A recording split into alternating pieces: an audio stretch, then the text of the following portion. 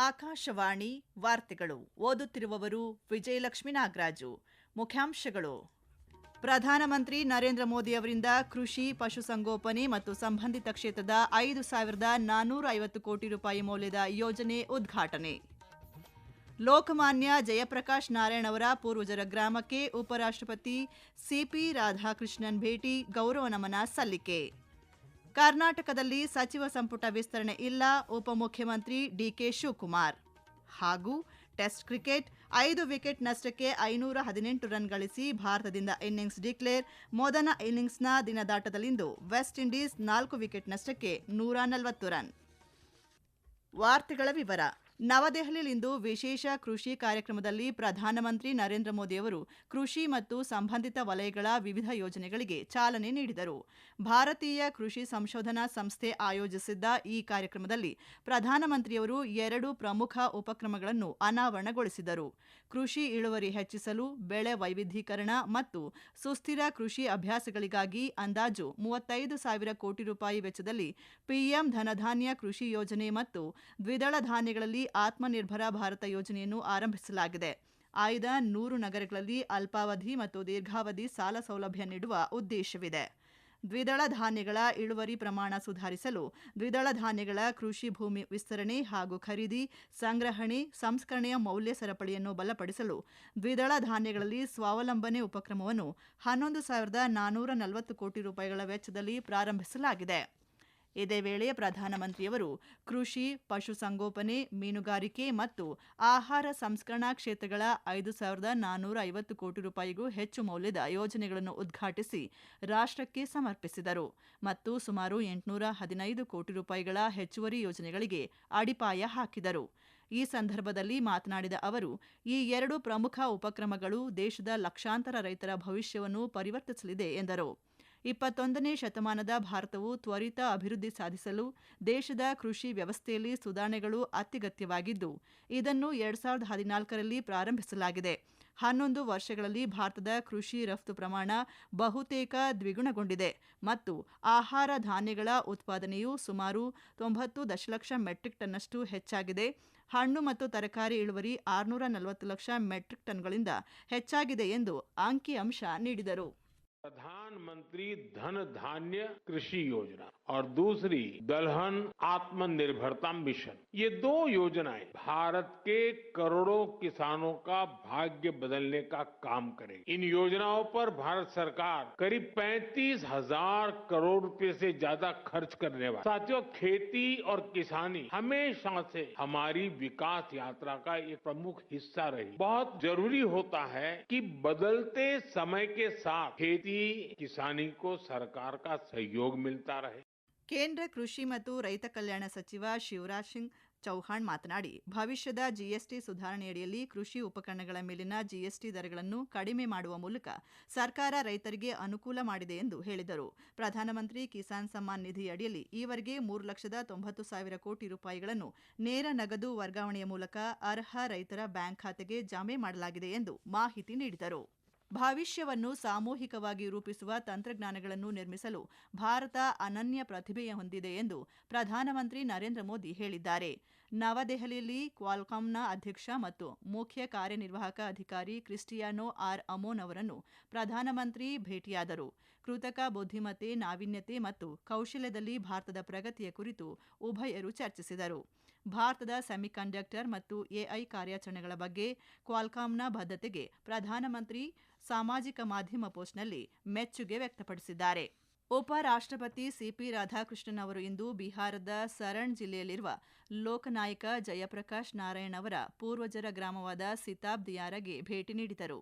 ಸಂಪೂರ್ಣ ಕ್ರಾಂತಿ ಚಳವಳಿಯ ಮಹಾನ್ ನೇತಾರರಾದ ಜಯಪ್ರಕಾಶ ನಾರಾಯಣ್ ಅವರ 123ನೇ ಜನ್ಮದಿನದ ಅಂಗವಾಗಿ ಅವರಿಗೆ ಗೌರವ ನಮನ ಸಲ್ಲಿಸಿದರು. ಹಿರಿಯ ಸ್ವಾತಂತ್ರ್ಯ ಹೋರಾಟಗಾರರ ಸ್ಮರಣಾರ್ಥ ಆಯೋಜಿಸಿದ್ದ ಕಾರ್ಯಕ್ರಮದಲ್ಲಿ ಪಾಲ್ಗೊಂಡ ಅವರು ಲಾಲಾ ತೋಲಾದಲ್ಲಿನ ಜಯಪ್ರಭಾ ಸ್ಮೃತಿ ಭವನದ ವಸ್ತು ಪ್ರದರ್ಶನ ಕೇಂದ್ರಕ್ಕೂ ಭೇಟಿ ನೀಡಿದರು. ಜಯಪ್ರಕಾಶ ನಾರಾಯಣ ಅವರ ಪತ್ನಿಯ ಸ್ಮರಣಾರ್ಥ ಹೆಸರಿಸಿರುವ ಪ್ರಭಾವತಿ ಸ್ಮಾರಕ ಗ್ರಂಥಾಲಯಕ್ಕೂ ಉಪರಾಷ್ಟ್ರಪತಿ ಭೇಟಿ ನೀಡಿದರು. ಅಮೆರಿಕದ ಭಾರತ ನಿಯೋಜಿತ ರಾಯಭಾರಿ ಸರ್ಗೋಯ್ ಗೋರ್ ಅವರನ್ನು ವಿದೇಶಾಂಗ ವ್ಯವಹಾರಗಳ ಸಚಿವ ಡಾ. ಜೈಶಂಕರ್ ನವದೆಹಲಿಯಲ್ಲಿ ಭೇಟಿ ಮಾಡಿ ಅವರ ಹೊಸ ಯೋಜನೆಗೆ ಶುಭ ಹಾರೈಸಿದ್ದಾರೆ.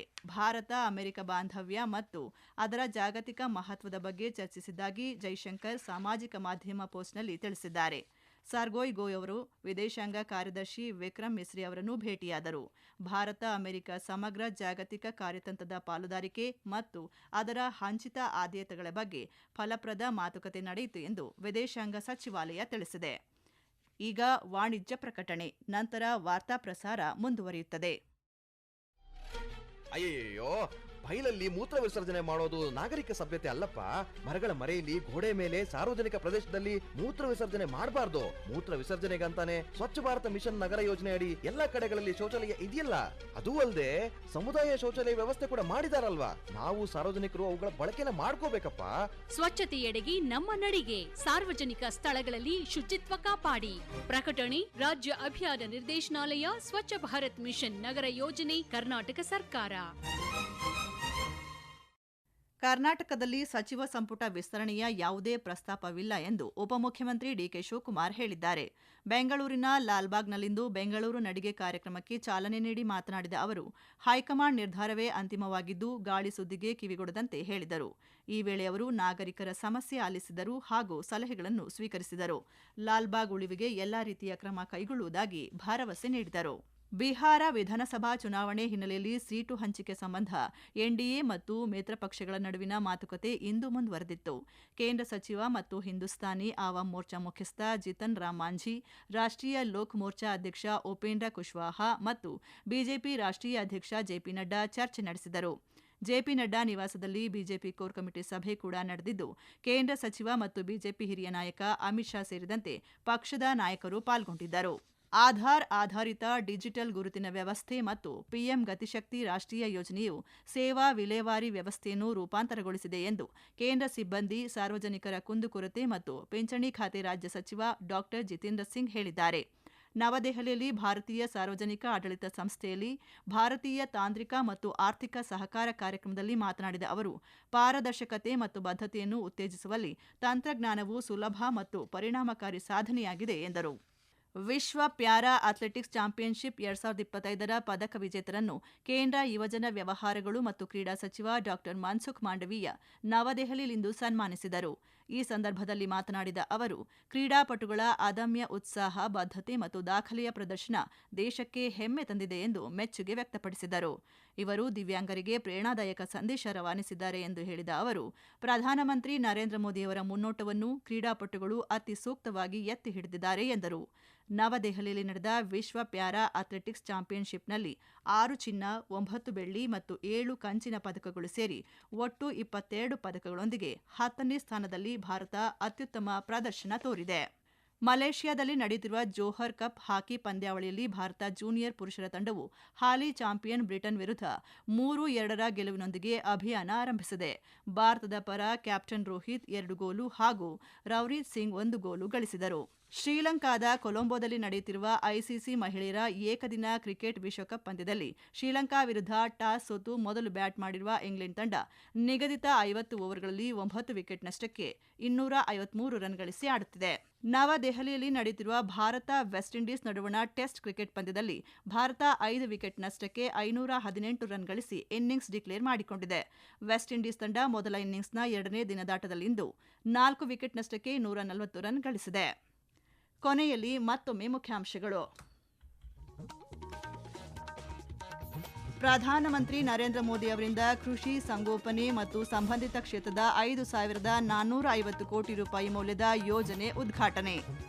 ಲೋಕಮಾನ್ಯ ಜಯಪ್ರಕಾಶ್ ನಾರಾಯಣ್ ಅವರ ಪೂರ್ವಜರ ಗ್ರಾಮಕ್ಕೆ ಉಪರಾಷ್ಟ್ರಪತಿ ಸಿಪಿ ರಾಧಾಕೃಷ್ಣನ್ ಭೇಟಿ, ಗೌರವ ನಮನ ಸಲ್ಲಿಕೆ. ಕರ್ನಾಟಕದಲ್ಲಿ ಸಚಿವ ಸಂಪುಟ ವಿಸ್ತರಣೆ ಇಲ್ಲ, ಉಪಮುಖ್ಯಮಂತ್ರಿ ಡಿಕೆ ಶಿವಕುಮಾರ್. ಹಾಗೂ ಟೆಸ್ಟ್ ಕ್ರಿಕೆಟ್ 5 ವಿಕೆಟ್ ನಷ್ಟಕ್ಕೆ 518 ರನ್ ಗಳಿಸಿ ಭಾರತದ ಇನ್ನಿಂಗ್ಸ್ ಡಿಕ್ಲೇರ್. ಮೊದಲ ಇನ್ನಿಂಗ್ಸ್ನ ದಿನದಾಟದಲ್ಲಿಂದು ವೆಸ್ಟ್ ಇಂಡೀಸ್ 4 ವಿಕೆಟ್ ನಷ್ಟಕ್ಕೆ 140 ರನ್. ಇಲ್ಲಿಗೆ ವಾರ್ತಾ ಪ್ರಸಾರ ಮುಕ್ತಾಯವಾಯಿತು. ನಮ್ಮ ಮುಂದಿನ ವಾರ್ತಾ ಪ್ರಸಾರ ನಾಳೆ ಬೆಳಗ್ಗೆ 7:05ಕ್ಕೆ.